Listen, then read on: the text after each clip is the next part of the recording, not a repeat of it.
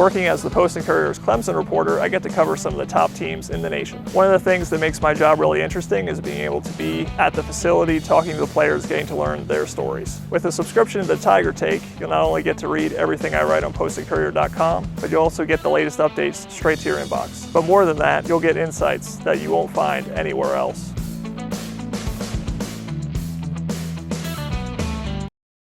Hi, this is Gene Sapakoff, college sports editor and sports columnist for the Pulitzer Prize-winning Charleston Post and Courier, and welcome to Countdown to Kickoff, our weekly look at Clemson football. And this week we have Jon Blau, Clemson football beat reporter, and we're going to talk about the Tigers' first game against Georgia Tech and looking ahead to Furman and beyond.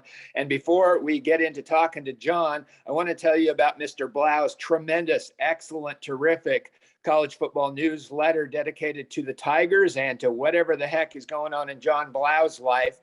And that is at postandcourier.com/the Tiger Take, postandcourier.com/the Tiger Take. And Jon, what were your early impressions of Clemson playing at the Mercedes-Benz Stadium?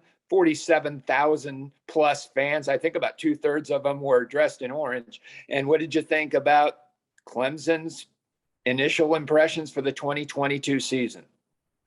First, I just want to say it's really weird to hear myself referred to as Mr. Blau, but I guess I'm 37 now, so that makes sense. Let's go back to the game. Yeah, it was a weird game because obviously it's 41-10. So when you look at the box score, it looks like a blowout, but I mean, that was 14-10 in the third quarter.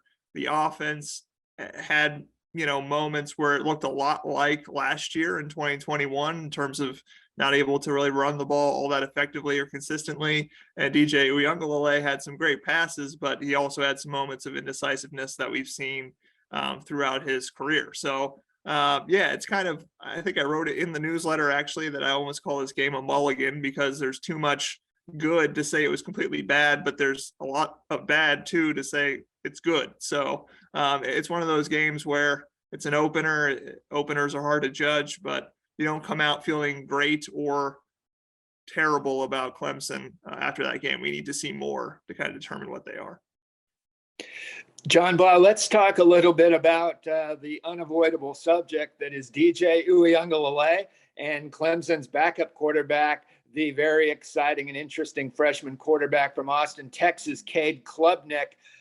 It was hard not to notice the decisiveness and crispness and sharpness of Cade Klubnik going 4 for 6, throwing a touchdown pass, and just the poise that he showed at Atlanta, as contrasted, at least in the first half there, with a little too much 2021 type hesitancy for DJ Uiagalelei. What do you think about that and how it plays forward?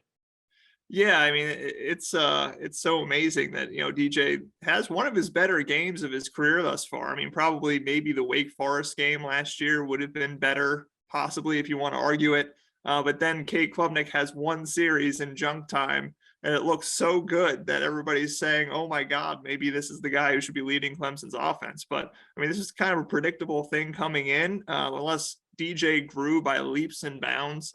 Cade Klubnik is a supremely talented quarterback. We've heard about it. That's why he's a 5-star coming out of high school, never lost a game, leading Westlake, which is Nick Foles and Drew Brees' old stomping ground. So yeah, Cade Klubnik looked incredibly efficient, poised, and I think I've heard it described by a few analysts, just a different energy when he's on the field, just the way he moves with his legs, just the way that he's just so, again, decisive and getting the ball out.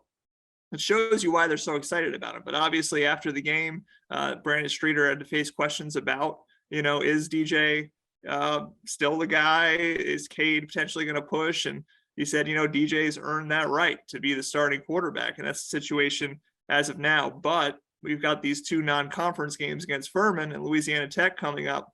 I would imagine that Cade Klubnik is going to get a ton of time, and that is really going to bend the narrative in terms of who the quarterback should be. Because if Cade Klubnik is incredibly efficient and the offense just looks better with him out there, it's going to become an interesting conversation about what should happen next once they get back to ACC play. What are you hearing, Jon, about Cade Klubnik and how he's fit into the Clemson football offense and system, and just the whole, locker room, teammate wise, off the field wise? Yeah, I mean, I think they talked about it in the offseason that he came in not afraid to lead whatsoever. I mean, he's obviously a freshman. You got a quarterback in front of you, and DJ Uyunglele. But he's a guy, when you watched him, even in spring ball, I remember, just on the sidelines, was very, very energetic. Just in the way he would talk to his teammates, just saying, let's go, guys. Like, just like really, really a vocal leader. And the coaches have said it, that he's come in and really established himself as a quarterback who can lead. I mean, he does that with his voice, but also his work ethic in terms of just absorbing the playbook, in terms of his work ethic. I mean, if you want to talk about two really clean-cut guys at quarterback, I mean, DJ Uyunglele and Cade Klubnik are both that. I mean, they're both very well liked. Obviously, I think teammates want DJ to continue to be the guy because they like him so much, so they don't want to see a situation play out where Cade usurps him. But I don't think if Cade Klubnik were to become the quarterback at some point, that he wouldn't have the respect of his teammates and definitely his coaches. Jon, this is really digging deep into this Uyunglele, Cade Klubnik thing as it plays forward for the Clemson Tigers. But in 2018, when Dabo Swinney, replaced Kelly Bryant with Trevor Lawrence as the starter, he had as a number 3 quarterback Chase Bryce, who was good enough to win games, and in fact was the winning pitcher, if you will, against Syracuse in that season in the very first game after Kelly Bryant left the team. This time, I am not sure that you can win big games, or certainly not a playoff game, with Hunter Johnson or Hunter Helms or anybody else besides Uyunglele or Klubnik on that roster. Knowing that people do transfer if they get upset after they lose their jobs. And again, this is really going on the edge of speculation here, but is that going to be a factor, do you think, in Dabo Swinney's decision about whether or not to have a new starting quarterback at Clemson? Yeah, I mean, you were definitely putting all your cards in one basket if you were to go with Cade, because then how does DJ react?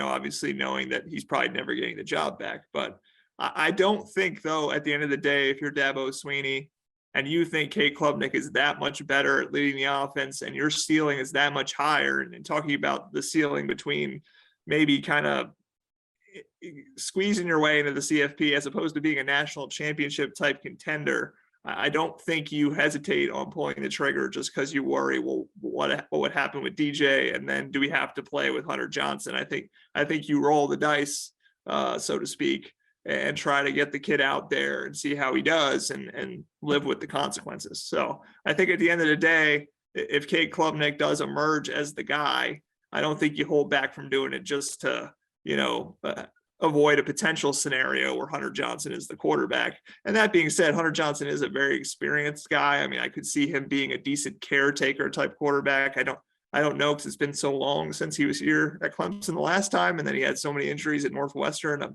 I'm not quite sure how it would play out, but that's not to say that he couldn't do some caretaking with a team that's obviously got a great defense.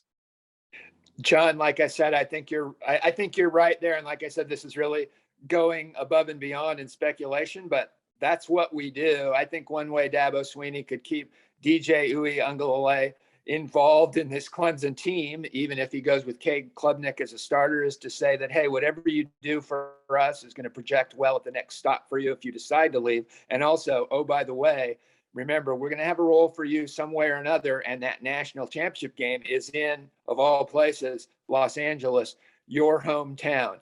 This is postandcourier.com. Countdown to kickoff. It's a great look at college football each week with Jon Blau, the Post and Courier Clemson beat writer, and you can get his newsletter at postandcourier.com/the Tiger Take. Jon, let's end this one with your score prediction for the Furman game. Do that every week. I know it's not a real tough one this week, but what are you looking for this week as far as the scoreboard? Tigers against the Purple Palidans from Furman. Let's just throw some numbers out there. Let's say 52 to, should I say 0, or should I give them a 3 just to say something happens? I'll go 0. I'll say 52 to 0. That's my guess. Well, Jon, that would be really kind of a cool reversal of what Furman did against North Greenville in their first game. So we'll go with that. Jon Blau is on the record, and but not necessarily talking to Las Vegas about 52-0 Clemson against Furman. Talk to you next week at postandcourier.com countdown to kickoff. And one more time, check out the Jon Blau newsletter at postandcourier.com/the Tiger Take.